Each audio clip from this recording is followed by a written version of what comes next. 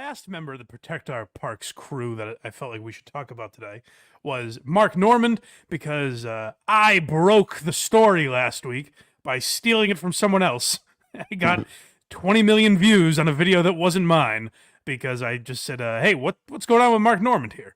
And by now everyone's seen that video. We talked about last week that it seems like it's a prank, and Mark Normand was on Legion of Skanks this week, and they asked him about it with Hack Ride's buddy Louis J. Gomez. Asked him about it. So let's hear Mark talk about this. Yes, Blind Mike, the new Rex Chapman of comedy. Yes. Stop trying to fucking... What happened at the New York Comedy Club? Can you talk about it? I signed an NDA, but here's what happened. So, no dicks allowed. No. Basically, they set up a show, and they're like, you do a 45-minute set, and something crazy is going to happen. We're not going to tell you what. And I was like, all right, I'll do a set. And then a guy walked on stage, and I riffed on it, and that was it. What was it? So you knew something that was going to happen during your set. I knew something, but they didn't tell me what. I figured it'd be like a crowd work thing. Did they tell you why? They're trying to go viral and build buzz for an internet company. Oh, Hi. All right, well, they did a pretty good job. Yeah, they killed it. Yeah, they built some buzz, but it was all horseshit. What the fuck? There was something said about Donald Glover or something. But I didn't even hear the thigh high it's called. I didn't even see that. Yeah, I don't know. They got traffic all drummed up, and then they draw it to their site somehow. And then, so Donald Glover thinks nothing. It's all to promote his show. Okay.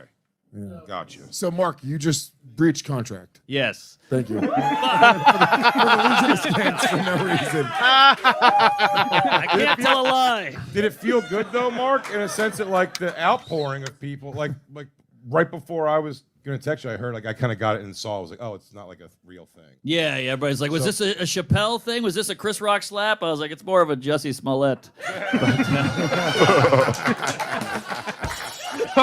So I guess pretty much what we thought happened. It's I can't tell if he actually broke an NDA there, because if he did, that's hilarious. I mean, what are they going to do? Listen, if this is their business strategy, they're not going to sue Mark Normand for telling people this. It's already out there, and what a dumb idea. Yeah, so that's the thing, is like what he said, whether or not he broke an NDA, what he said is pretty much what we thought happened.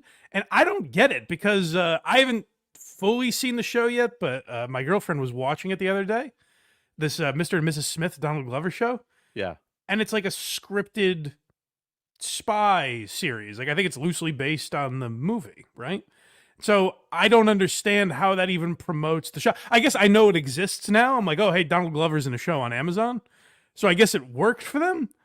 But it seems really stupid, because the other video we played on WATS last week, where it's like Tyra Banks getting swarmed by a couple of furries, and it's like, what does this have to do with the show? So you're literally saying, rather than promote the show on its own merits, let's do some wacky horse shit to trick you into tuning in.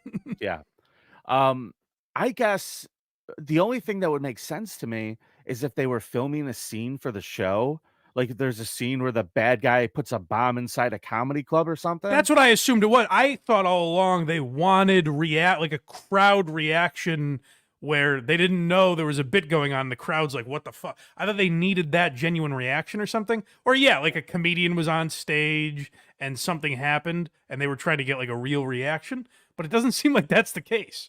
No, it doesn't. It seems to me like there was no end game. Right.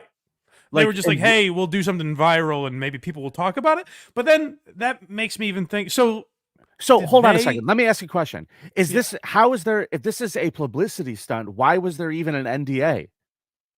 Like, if you're trying to get publicity, what you're doing, why are people not allowed to talk about it? Well, I guess maybe the NDA would come in where Mark is saying it's them. The publicity would come from people thinking like, ooh, what happened? You know? Okay. And I guess they wouldn't want Mark to come right out and say, but then that's essentially what Donald Glover did by reposting the video. Everyone immediately connected the dots of like, oh, it's for a Donald Glover show, I guess.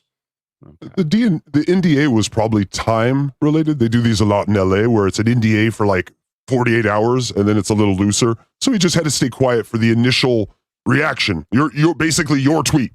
They waited for someone to fall in the trap. Blind Mike walks along and goes, "Hey, what's this?" Picks it up, falls in the trap, and then it works. Marketing, Some baby. dim-witted rube. It's like, hey, what's going on here? They got it.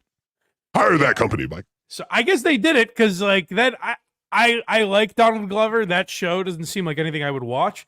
But I went from not knowing it existed to knowing it existed because of that Mark Norman video, I guess. So from that standpoint, I guess it worked. But at what cost? You know? I guess it worked.